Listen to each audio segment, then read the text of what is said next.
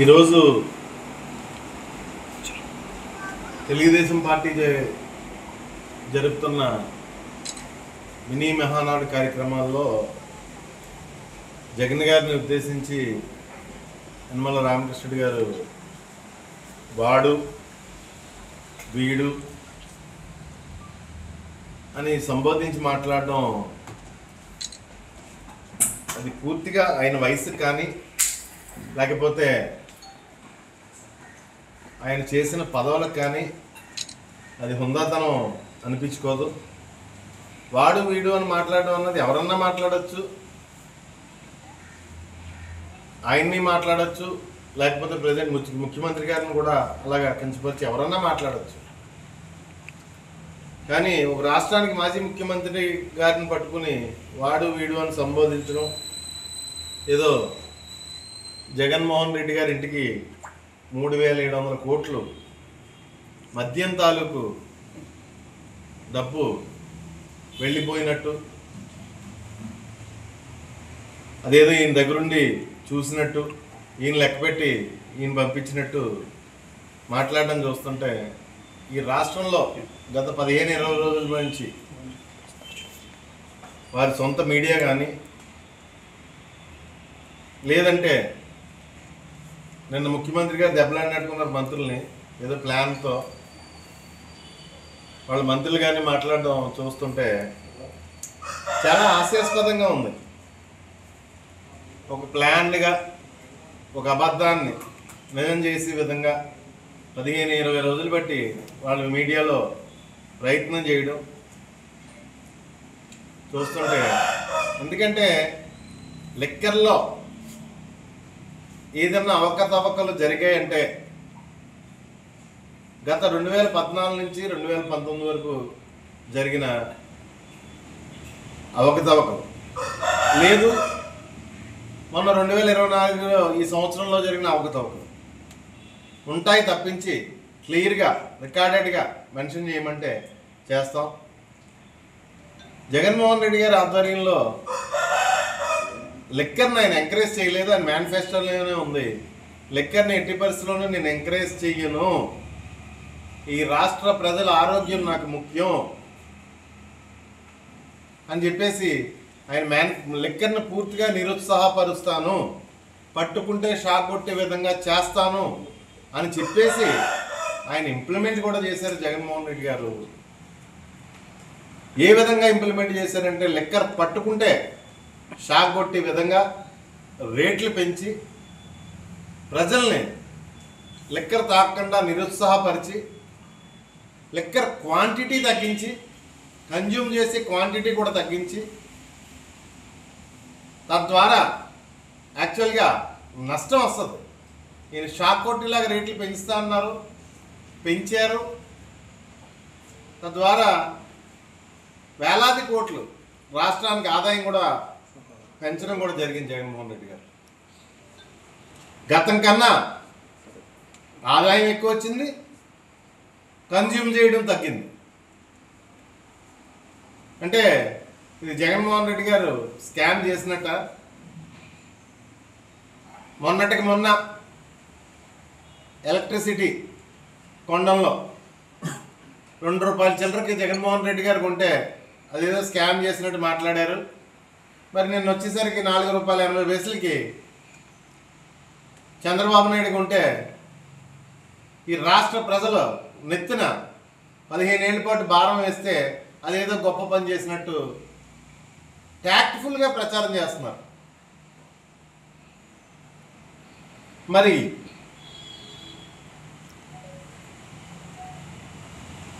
వీళ్ళ ఆలోచనలు కానీ వీళ్ళ ఆలోచన విధానం కానీ జగన్మోహన్ రెడ్డి గారి చుట్టూ ఉన్న వాళ్ళని అరెస్ట్ చేయడం లేదు. ఈరోజు రాష్ట్రంలో సుమారు 12,000 నుంచి 13,000 కేసులు వైఎస్ఆర్ కాంగ్రెస్ పార్టీ నాయకుల మీద కార్యకర్తల మీద కట్టి వేధించడం.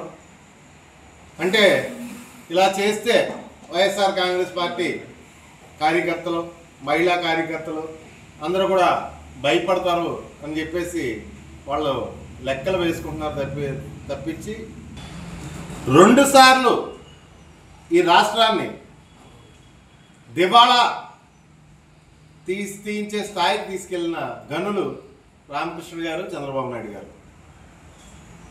ఆన్ రికార్డ్స్ మొన్న 2019లో ఎన్నికలు అయిపోయిన తర్వాత జగన్మోహన్ రెడ్డి గారు ముఖ్యమంత్రి అయిన వారం రోజుల లోపే మీరు ఇచ్చిన స్టేట్మెంట్సే, మా పేపర్లో కాదు, మీ ఈనాడు, మీ ఆంధ్రజ్యోతి పేపర్లోనే, మీ మీడియాలోనే ఆన్ రికార్డ్స్ ఖజానాలో 100 కోట్లు మాత్రమే ఉంది,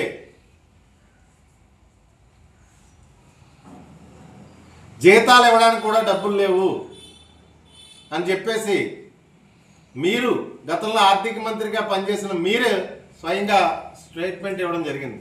ఈ రాష్ట్రాన్ని జగన్మోహన్ రెడ్డి పరిపాలన చెయ్యలేడు అని చెప్పేసి. ఒకటే ఈ రాష్ట్ర ప్రజలందరినీ నేను విన్నవించుకునేది ఏంటంటే, అప్పుల గురించి ఈ లిక్కర్ స్కామ్ లాగే ఏమీ లేని దాన్ని గాలిని పోగు చేసి అప్పుల గురించి ఈ రాష్ట్రాన్ని ఒకసారి ప్రజలను విన్నవించుకుంటున్నాను. ఈ రాష్ట్రం విడిపోయిన తర్వాత వారసత్వంగా వచ్చిన అప్పు ఎంత? చంద్రబాబు నాయుడు 2014 నుంచి 19 వరకు చేసిన అప్పు ఎంత? సుమారు 3 లక్షల కోట్లు.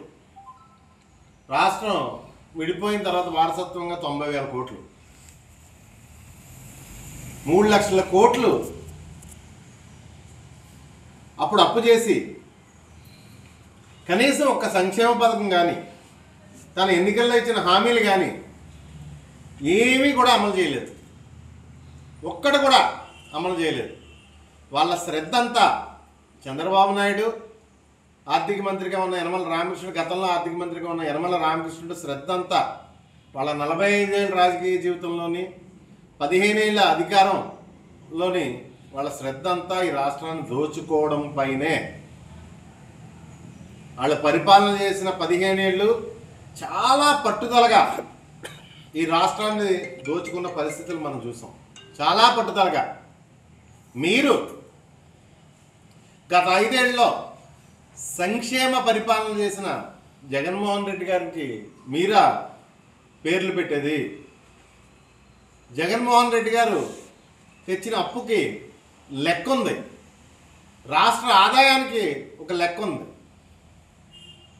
క్లియర్గా 60,000 కోట్లు ఇళ్ల స్థలాలకి, ఇళ్ళకైతేనే, వైద్యానికి, ఉచిత విద్యకి, అమ్మఒడికైతేనే, ప్రతి దానికి, లేదంటే ప్రతి పేదవాడికి ఇంటికి వైద్యాన్ని తీసుకెళ్ళడానికైతేనే, ఆయన ప్రతి గ్రామంలోనే కట్టిన ఆర్బీకేలు, సచివాలయాలు, హెల్త్ సెంటర్లు సాక్షిగా ప్రతి రూపాయికి జగన్మోహన్ రెడ్డి గారు తెచ్చిన అప్పుకి లెక్క ఉంది.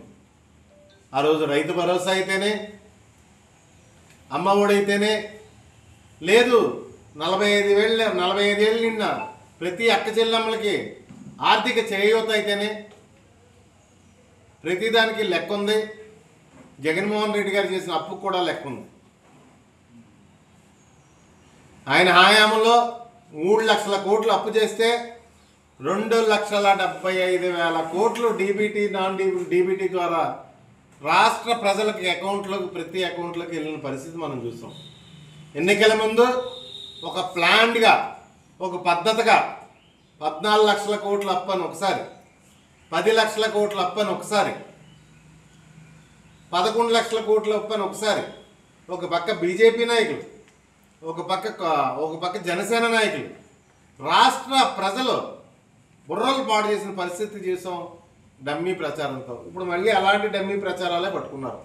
లిక్కర్ స్కామ్ అని చెప్పేసి 3,700 కోట్లు జగన్ గారు ఇంటికి వెళ్ళింది మేమే లెక్కడి పంపించామని యనమల రామకృష్ణ గారు జగన్ గారిని ఏకవచనంతో మాట్లాడడం, ఒక మాజీ ముఖ్యమంత్రి గారిని పట్టుకుని ఏకవచనంతో మాట్లాడడం.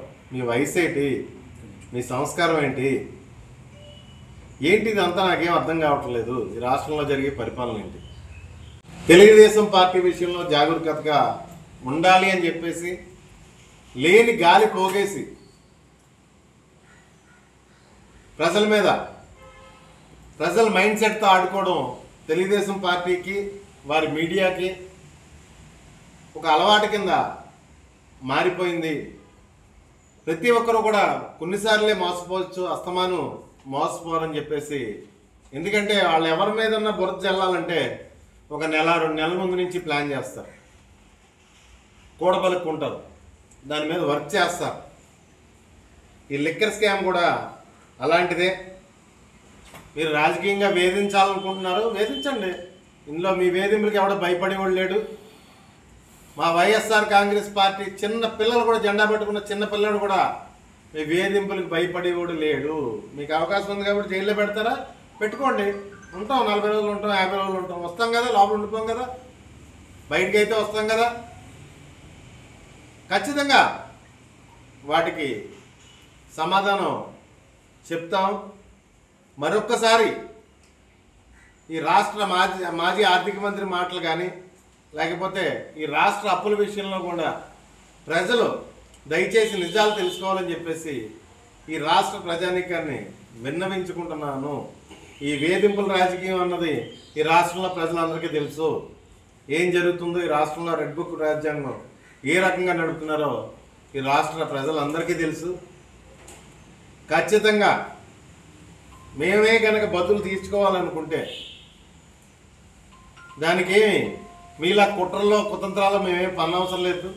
చాలా క్లియర్గా ఉంటుంది.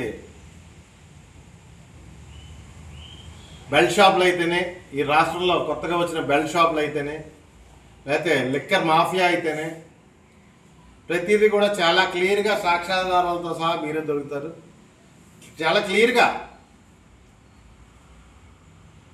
ఏదో పేపర్ మీద టైప్ చేసి రాసి ఇచ్చినట్టు క్లియర్గా దొరుకుంటారు. ఎందుకంటే గతంలో మీరు చేసిన స్కూల్ శాంక్షన్ చేస్తే బిల్డింగ్ శాంక్షన్ చేయలేదు. ఇప్పుడు దాకా స్కూలు ఒక కొట్టుగది లాంటి దాంట్లోని, పూరిపాకల లాంటి దాంట్లోని నడుస్తుంది.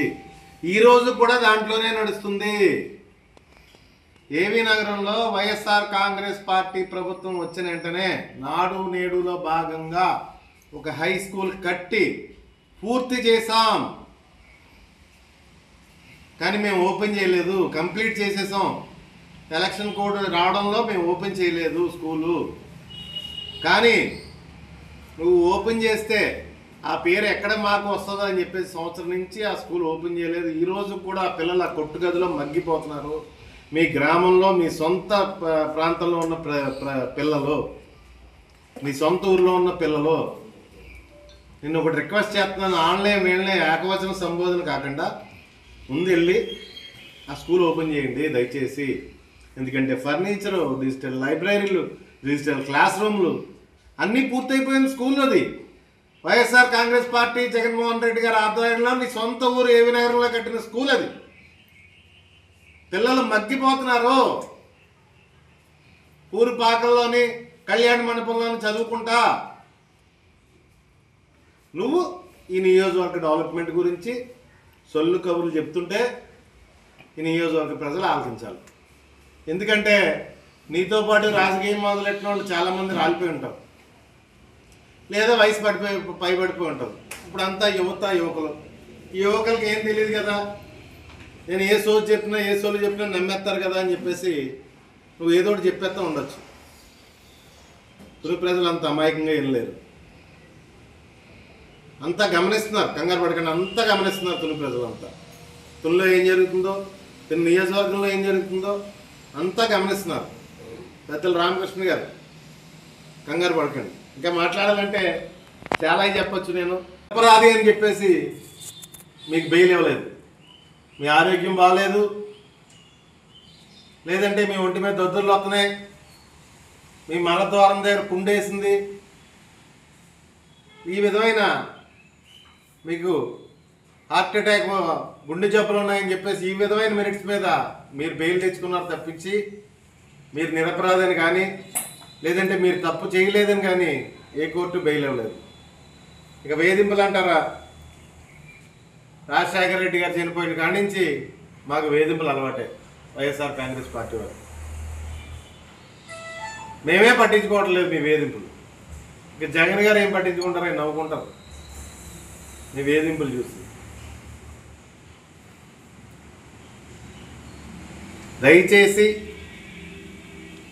ఈ రాష్ట్ర ప్రజల బాగోగులు చూడండి. ముందు ఈ రాష్ట్రంలో పరిపాలన గాడిని పెట్టండి. ఈ రాష్ట్రంలో శాంతి భద్రతలు గాడిని పెట్టండి. ఈ రాష్ట్రంలో జరిగి విధ్వంసాలను గాడిని పెట్టండి. మీరు పరిపాలన వదిలేశారు. ఏ గుడిలో ఉత్సవం జరిగితే ఆ గుడి దగ్గర శవాలు 4-5 శవాలు లేకపోతే 5-6 శవాలు తేలడం పరిపాటి అయిపోయింది ఈ రాష్ట్రంలో అని చెప్పేసి నేను తెలియజేసుకుంటున్నాను. దయచేసి మాజీ ముఖ్యమంత్రి గారిని ఏకవచన సంబోధన లేకపోతే ఆయన దూషించడం అది చేయకుండా మీరు పరిపాలన మీద దృష్టి పెట్టాలని చెప్పేసి కోరుకుంటున్నాను. నిన్న మొన్నట్లో చాలా కామెడీ జరుగుతుంది కొన్ని నియోజకవర్గంలో, చాలా కామెడీ.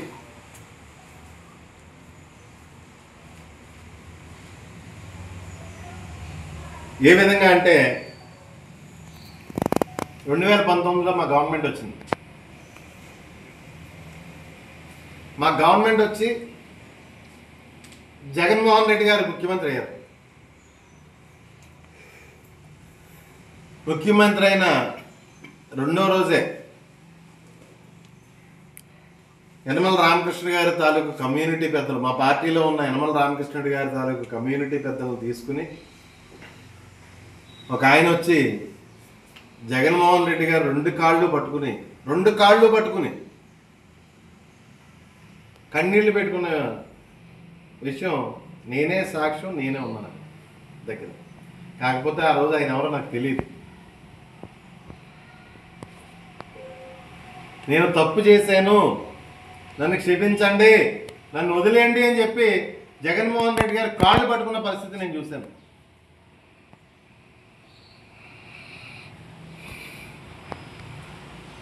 యనమల రామకృష్ణ గారు సొంత సామాజిక వర్గ నాయకులను తోడు తీసుకొచ్చి ఎందుకు పేర్లు బయట పెడతాం, పెట్టి టైం వస్తే అలాగే బయట పెడతాం.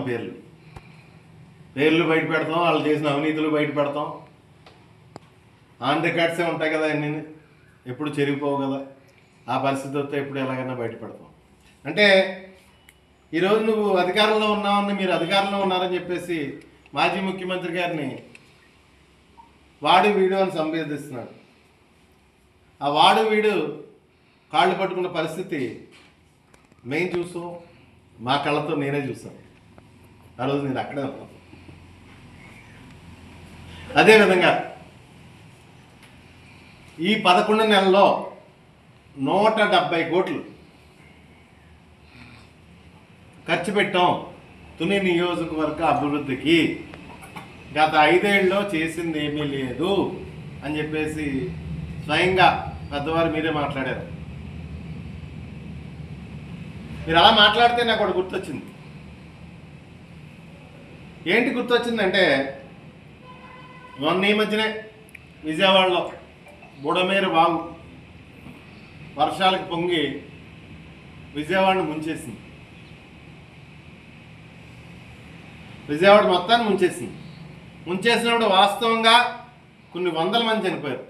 కానీ ఆన్ రికార్డ్స్ అది ఏదో సంఖ్య 30 మందో 28 మందో ఏదో చూపించారు. కానీ వాస్తవంగా అయితే కొన్ని వందల మంది చనిపోయారు. ఎందుకంటే 3 రోజుల వరకు అధికార యంత్రాంగం స్పందించలేదు. ఈ గవర్నమెంట్ 3 రోజుల వరకు స్పందించలేదు.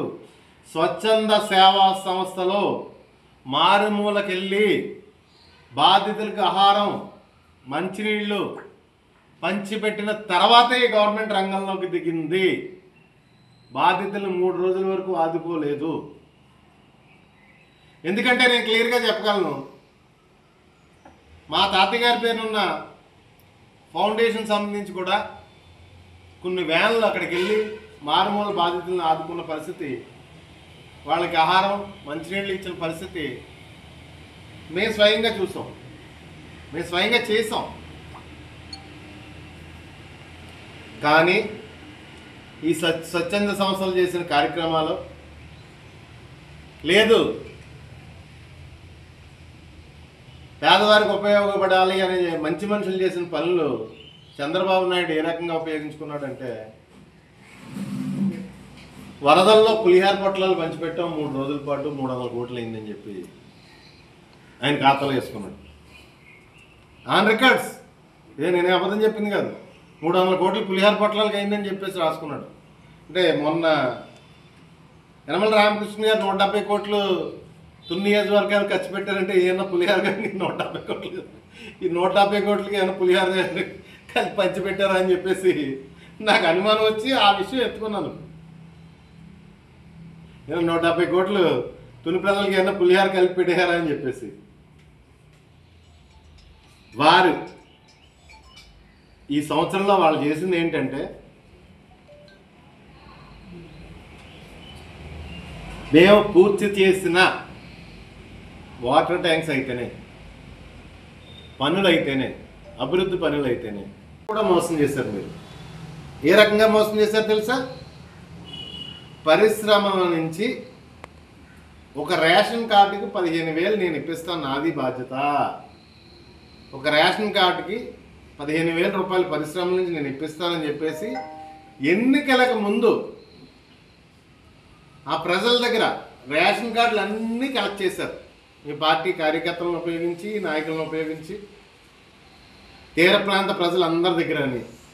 మరి సంవత్సరం అయిందే, మరి ఒక రేషన్ కార్డుకి 15,000 రూపాయలు మీరు ఇప్పించాలా పరిశ్రమల దగ్గర నుంచి? ఆ మాటలు చెప్పి మీరు ఆ ప్రజలను ఉపయోగించుకున్నారే, మరి ఎందుకు ఇప్పించలేకపోతున్నారు మీరు? అంటే మీరు ప్రజలను మోసం చేసినట్టే కదా. ఏదో చెప్పేద్దాం, ఏదో అసత్యం మాటలు మాట్లాడేద్దాం, అసత్యం మాటలు మాట్లాడేస్తే ప్రజలు నమ్మేస్తారు అని రకరకాల మాటలు. ఒకరంటారు 1000 మంది పారిశ్రామికవేత్తలను తయారు చేస్తానని ఒకసారి అంటాం, ఇంకోసారి తుని హైటెక్ సిటీ చేస్తానంటాం. లేదు మీ మహానాడులో తీర్మానాలు. ప్రముఖంగా ప్రచురితం ఈ 4 రోజుల సోషల్ మీడియాలో ఒక నాయకుడు ఒక తీర్మానం, అండర్ పాస్ అని ఒకరు, డ్రైనేజ్ సిస్టమ్ అని ఒకరు, డబల్ రోడ్స్ అని ఒకరు, ఇరిగేషన్ వర్క్స్ అని ఒకరు తీర్మానాలు. ఇదో తంతు. ఎందుకంటే గత 45 సంవత్సరాలు బట్టి మేము చూస్తున్నాం. 45 సంవత్సరాలు అంటే నాకు 48 సంవత్సరాల వయసు, కొన్ని 20 సంవత్సరాలు బట్టి చూస్తున్నాం. కొన్ని 45 సంవత్సరాలు ఇండస్ట్రీ అయింది, 20 సంవత్సరాలు బట్టి చూస్తున్నాం. మా ఓ వచ్చిన కాడించి, రాజకీయ పరిజ్ఞానం వచ్చిన కాడించి ప్రతిసారి ఇది తంతది. ఇలా కొత్తగా జరిగింది కదా, తీర్మానాలు అయింది. ఎందుకంటే 45 సంవత్సరాల్లో 15 సంవత్సరాలు ఆయన అధికారంలో ఉన్నాడు. ఈ తద్దు కంప్లీట్ చేయాలంటే ఎప్పుడో కంప్లీట్ చేయొచ్చు. ఆయన తుని ప్రజల చెవుల్లో పువ్వులు పెట్టడం అన్నమాట దాని పేరు. తుని ప్రజల అమాయకులు. ఆయన దృష్టిలో ఆయన అనుకుంటున్నాడు ఏదో ఆయన సొంత బలం మీద గెలిచేస్తానండి. కూటమి లేకపోతే ఇంకో 10 సార్లు నువ్వు పోటీ చేసినా ఈ తుని నియోజకవర్గంలో నువ్వు గెలవలేవు. కూటమి లేకపోతే నీ కుటుంబం కానీ నువ్వు కానీ కూటమి లేకపోతే ఈ తుని నియోజకవర్గంలో గెలిచి పరిస్థితి లేదు. నీ గురించి తుని ప్రజలందరికీ కూడా తెలుసు, నీ దుర్మార్గాల గురించి కూడా తెలుసు, నువ్వు ఏ రకంగా పోలీసులను ఉపయోగించుకుని పరిపాలన చేస్తావో కూడా తెలుసు. తుని ప్రజలకు అంది అలవాటే. దయచేసి పెద్ద తరహాగా ఈ రోజన్నా ఇంత వయసు వచ్చింది, మనకు ఆరోగ్యం కూడా సహకరించట్లేదు. ఇంకా ఆరోగ్యం గురించి బయట మాట్లాడేది కాదు, మళ్ళీ రోజు ప్యాంట్లు మార్చుకోవాల్సిన పరిస్థితి వస్తుంది ప్రతి గంట 2 గంటలకి. అవి మాట్లాడి కాదు, ఎందుకంటే మనం మా ముఖ్యమంత్రి గారు, మాజీ ముఖ్యమంత్రి గారిని వాడి వీడియో అన్నాడు కాబట్టి నేను ఏదో మాట్లాడాల్సి వస్తుంది. దయచేసి కొద్ది పెద్ద మనిషిలాగా పెద్ద తరహాగా బిహేవ్ చేయమని రామకృష్ణ గారు కోరుకుంటూ, నువ్వు ఈ తుని ప్రజలకు కానీ లేదా తుని పార్టీ నాయకులకు కానీ మీరు ఏది ఇస్తే అదే మీకు తిరిగి వస్తుంది. ఖచ్చితంగా చెప్తున్నాను ఈ మీడియా ముఖంగా. ఈరోజు మీకు అధికారం వచ్చింది, మా వైఎస్ఆర్ కాంగ్రెస్ పార్టీ నాయకులందరినీ, పెద్ద నాయకులందరినీ కూడా జైలు పాలు చేశారు, అందరినీ అరెస్ట్ చేశారు. నా తర్వాత స్థాయి నాయకులందరినీ కూడా అరెస్ట్ చేశారు, పెద్ద నాయకులందరినీ కూడా పుట్ట అన్యాయంగా అరెస్ట్ చేశారు. సోషల్ మీడియాలో ఒక లైక్ పెడితే అరెస్ట్ చేశారు, లైక్ కొడితే అరెస్ట్ చేశారు. ఎప్పుడో 2017లోనూ 18లోనూ లైక్ కొట్టేట ఇప్పుడు తీసుకొచ్చి అరెస్ట్ చేశారు. అలాంటి పరిస్థితులు మనం చూస్తున్నాం. ఏదో చిన్న చిన్న కార్యకర్తలను లేకపోతే గ్రామాల్లో ఉన్న వాళ్ళని కాదు, నాయకుల్ని, నా తర్వాత స్థాయి నాయకుల్ని, వైఎస్ఆర్ కాంగ్రెస్ పార్టీ నాయకుల్ని మీరు ఏది ఇస్తే మీకు అదే వస్తుంది. ఇవాళ నన్ను అరెస్ట్ చేస్తే రేపు నిన్ను అరెస్ట్ చేస్తాం. ఈరోజు నేను లోపలికి వెళ్తే రేపు నువ్వు లోపలికి వెళ్తావు, ఏ అనుమానమే లేదు. మళ్ళీ అక్కడ ప్యాంట్లు మార్చుకోవడానికి కుదరదు.